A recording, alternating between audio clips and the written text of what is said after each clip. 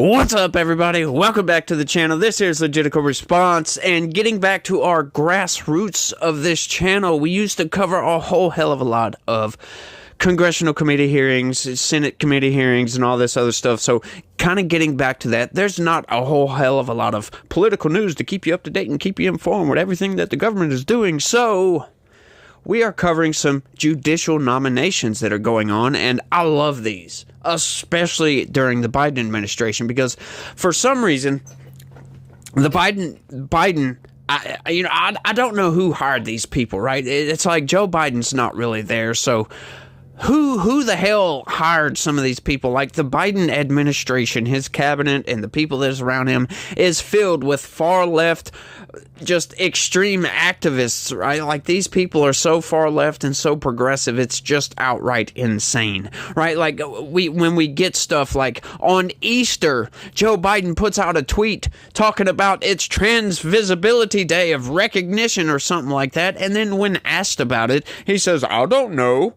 I didn't do that. What are you talking about? Yes, that's the activists that is in his administration, that is in his cabinet, that is surrounding this guy, and they are doing loads of damage to this country, and nobody seems to be saying anything about this, right? Like these people are just trying to progress our society way too far, way too fast. No, we're not ready for none of this. A lot of it doesn't make any logical sense, for one. And another thing is you can't progress society in that manner that freaking quickly. I almost screwed up and said the F word. But you can't progress society that fast. And the Biden administration, it's like, I don't know what the hell they're thinking, but these people, some of their judicial nominees have been outright atrocious. They are trying to put activists in as federal judges. Now, the reason I'm covering is because some of these people are some of the most important people in this country. These federal judges preside over these federal cases. If it's big enough for the DOJ to get involved and for it to go to federal court, then yeah, we need some serious judges. We don't need activists. And I love the senators for this, because these senators, man, they hats off to their staff, if you will, because their staff does some digging and can dig up a lot of dirt on these people. And I can tell you, it is absolutely brutal for some of these judicial nominees, especially coming from the Biden administration, because these people have such an atrocious record. It's outright insane. Check this out. Judge Lopez, I'm going to quickly note there's a reason the Democrats have scheduled you on this panel, because you have a long pattern of sentencing criminal defendants to egregiously light sentences, including one child molester who molested a 4-year-old and 9-year-old, and you sentenced him to only 6 years in prison, including, as we heard before, one woman who was responsible for killing her 1-year-old son, who was coated in fentanyl. His pajamas were coated in fentanyl. His sheets were coated in fentanyl. You could have sentenced her to 30 years. You sentenced her to only 4 years. It's an egregious pattern, but the reason you're put on this panel is the Democrats know that most Republicans will not have time to question you about that terrible record, because your colleague on this panel, her record is even worse. Ms. Campbell, I will say I have seen some astonishing nominees from this administration, but I have to admit your record takes the cake. A judge should not be a political activist. Your record demonstrates to me a long history of being a political activist, but not just an activist who affiliates with extreme and radical organizations. Now, when Senator Grassley asked you about the Workers' Dignity Organization, you gave, I think, deliberately misleading answer. You said you did not represent them, and that convinced Senator Grassley not to continue on that line of questioning. You have been a legal advisor to that organization since 2013. That is what you have publicly printed on your AVO biography. It is what has been described in the Tennessee Bar Association when you were nominated. It explicitly says she served as a legal advisor for local workers' rights nonprofit Workers' Dignity. Now, why is it you're distancing yourself from them? The reason is because they are utterly radical. If you look at this group that you've served as the legal advisor for over a decade, This is an openly Marxist organization. This is a communist organization. Now, those words are not said lightly. According to their own characterization of their views, this group says there's no election outcome that improves conditions for workers. The laws of this country have never worked for our people, and now that the system is crumbling, we will continue to stand in community and solidarity with each other. The only way we win in a world we deserve is by building a multiracial working class revolution that can push out white nationalism, violent state racism, and the capitalist class that is desperately clutching to hold control and profits as the people rise up. Why have you spent a decade as a legal advisor to an openly communist and Marxist organization?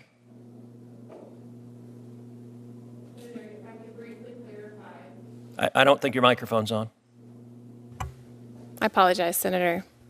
If I could briefly clarify, more than a decade ago, probably for the course of 2 or 3 years, I served on an advisory board that helped this, at the time, was supposed to be a nonprofit workers' rights organization get set up and get started. Did you know they were a communist organization? Senator, at that time, they did not express these kinds of views. It was an organization. So this is new. This wasn't the case then. Yes, and I have not been affiliated with them in more than a decade. You're aware that your current profile that you have up, your legal bio, says you are right now an advisor to them. I apologize for any confusion about that. So your testimony under oath, and that's all right, the facts will come out, but your testimony, I want to make it explicit. Your testimony under oath is that you have done absolutely nothing and had zero contact with them for how long? I have not served on their advisory board for... You've done absolutely nothing and had zero contact with them for how long? Please answer the question. Many, many years. How many? I don't know, sitting here today. It's been many years. Okay, if you look at other statements from this organization, because they are radicals. They are radicals. If you look also, this is the same group in 2020. They called for abolishing ICE, abolishing prisons and detention centers, and abolishing the police. Why did you volunteer for a communist organization that calls for abolishing ICE and abolishing the police?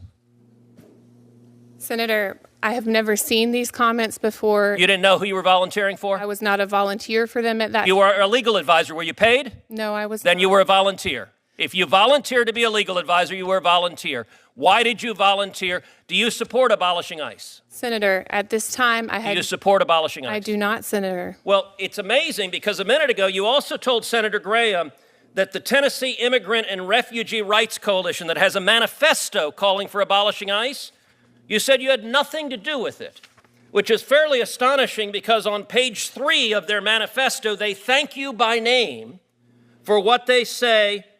We would like to thank the following individuals and organizations for their thoughtful feedback and input. This platform would not have been possible without their expertise. Are they lying? Senator, I'm not familiar with that manifesto. Are they lying? Did you provide any assistance? Did you give feedback and input, which is what they say on the cover page? Senator, I didn't even know that existed, and so no, I did not provide input on it. So, yes, there are several companies out there that are absolutely communist. There is a quiet communist revolution. There's a loud communist revolution going on, but there's a quiet communist revolution going on in this country right now. They are trying to take over positions of power. They are trying to take over the institutions. That is how they get their power. For God's sakes, we need to stop these people, and these senators in these committee hearings stopping these people from being put on as federal judges who hold tremendous amounts of power is a good thing. But watch this. Josh Hawley comes in and just wrecks this lady. Check this out. I'm trying to understand your answers to this committee. Let's start with the workers' dignity question, because your truthfulness under oath is surely... I notice my friends across the way now are utterly uninterested in any organization you've been a part of. They're suddenly utterly uninterested in things you wrote in the past. They're utterly uninterested in who you give money to. That wasn't the case just a few years ago, but be that as it may, surely they're interested in your truthfulness. I have now counted, just as I've sat here today, 4 separate answers by you, all of them conflicting as to what exactly was your relationship with workers' dignity. So let's just get this nailed down. First of all, did you disclose your relationship with workers' dignity to this committee? Don't look at the chairman, look at me. I'm not sure that I included that. I don't remember, Senator. Oh, I think you do. The answer is no. You did not disclose it to this committee. Then you told Senator Grassley, I've never represented that group. Then you told Senator Lee, next, that you had indeed advised them, and that you'd advised them as a member of a legal advisory board. You said 10 years ago, right? Then you told Senator Cruz that, in fact, you told Senator Lee you'd advised them briefly. You told Senator Cruz, actually, you'd advised them for 3 years. Then you told Senator Durbin that it wasn't 10 years ago, it was 15 years ago. So what is it exactly? You didn't disclose your association with this radical group to the committee. You're currently listed now, your own bio lists you as a legal advisor to the Workers' Dignity Group from 2013 to the present. To the present. The Tennessee Bar Association cited your work with this group for your nomination. So what is the story? When did you start working for Workers' Dignity? Senator, more than a decade ago, for 2 or 3 years, I served on a legal advisory committee or board. So you gave them legal advice. We were helping them set up as a nonprofit. So you represented them. So you lied to Senator Grassley earlier when he explicitly asked you, did you do any legal work? And you said no. Senator, in fact, you served on a legal advisory board. That's your testimony now. Correct? Senator, I served on this board. On a legal advisory board, correct? Correct. Okay. So you lied to Senator Grassley here under oath. What else have you lied about? Workers' Dignity has condemned Israel's ethnic cleansing of Palestine. They have said that Israel is engaged in ethnic cleansing. Do you agree with that? No, Senator. How can I believe you? You just lied under oath a moment ago to Senator Grassley. You've lied to us up and down on this committee. I mean, this is a serious problem, Ms. Campbell. I have to say, I've never seen a witness, never, in 5 years in this committee, sit here and lie to us and change the story person to person. Why are you doing it? What is it? Why are you afraid to tell the truth about workers' dignity? Why have you lied to this committee? Why didn't you disclose it? Why did you lie to Senator Grassley? Why have you changed your story every time you're asked? Senator, I have not lied to you today. I've tried to represent my participation with this group. What you've done is you've misrepresented your participation with this group. You apologized to Senator Cruz for any confusion. You've created the confusion deliberately. Deliberately. Let's talk about something else that you've created confusion for. The biggest political donation that you have ever made is to Odessa Kelly, this radical candidate who said that members of this committee are Satanists, who endorsed violence. Why did you give money to Odessa Kelly? Over $1,000. I mean, that's not nothing. That may be nothing to you. That's not nothing to most people. Why did you give money, the most money you've ever given, to this person? Senator, Miss Kelly lives in my neighborhood. She's one of my neighbors. And you agreed with her views? No, on those views that you've read, I don't agree with them. Oh, I haven't read any of them. I'm just asking you. Do you agree with her views? I mean, you gave her more money than anybody else. Your governor, your state senator, your attorney general, you gave her the most. I do not agree with all of her views, no, Senator. Well, which ones do you agree with? Can you name one? Senator, I know that she is my neighbor, and I'm a neighborly person. Oh, I see. You're a neighborly person. Well, I tell you this. You have represented to this committee that you didn't know what Odessa Kelly said and the frankly outrageous things that she said and did. You said you didn't know anything about workers' dignity. You lied to us about your association with that group. You said you didn't know anything about the Tennessee Immigrant Refugee Rights Coalition, who thanks you personally in their introduction. You said you didn't know anything about that. I mean, either all of these people are liars or you are, Ms. Campbell. It's one or the other. It's quite a pattern. Maybe they all are, but given what you've told us under oath today, I think the answer is you are. And for that reason, you are utterly unqualified to sit on the federal bench. And folks, this is exactly why senators are so important. They say who does and does not become a federal judge. They do all these confirmation hearings. They say who does and does not become a Supreme Court justice, for goodness sakes. They can absolutely turn down a lot of these federal judges, and I hope these people get denied outright, because we don't need any communists in our federal court system. That, once again, like I said, that's why it's important. You got to pay attention to politics. It's not, vote for Donald Trump and he's going to save the country. No, you got to get in there and you got to vote for Congress. You got to vote for your senators. Congress writes the laws. Senators do too, but they also do the judicial nominations and the nominations for a lot of these lifetime appointments and all this other stuff. Senators are very, very important, and this is why you should never, ever vote in an activist as a senator. We have got to take this country back. We are slowly being taken over by these people, and we've just got to do something just to maintain our society. A lot of people don't see the threat that these people actually pose. These people letting criminals off, like people who have molested children, off on very light sentences, like these people that were in these videos. That is egregious to me. That is one of the most egregious violations of a child's innocence that you can commit. It should be a much higher crime than what it actually is. These people get let off lightly sometimes, very lightly, and that is wrong. And it's just insane to think about that these people just get let off with just a few years in prison. Like that one got 4 years for killing her son that was infested. It just blows my mind that some of these judges are letting these people off, right? Then you got local district attorneys, these Soros-backed DAs, just letting criminals go. They refuse to file charges against some of these people. These people get arrested, and then they just get let go again because the DA won't prosecute them. Like, huh? If you commit a crime, you prosecute these people and put them through the freaking system. There is a reason we have laws. And if these prosecutors are unwilling to prosecute criminals, then what in the hell are they doing there in the first place, right? Like, the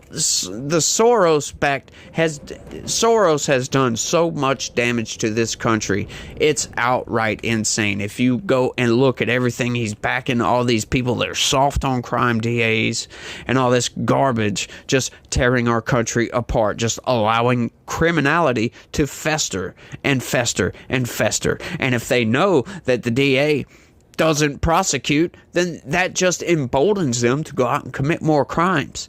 It's just crazy. So we've got to get good senators in there. Like senators are some of the most corrupt politicians. But, you can have a corrupt politician in there, still have, logical, critical thinking skills that can get in there and see that, hey, hang on, this is an activist. This isn't a judge. What are we doing here? So we've got to get better people in government. That's all there is to it.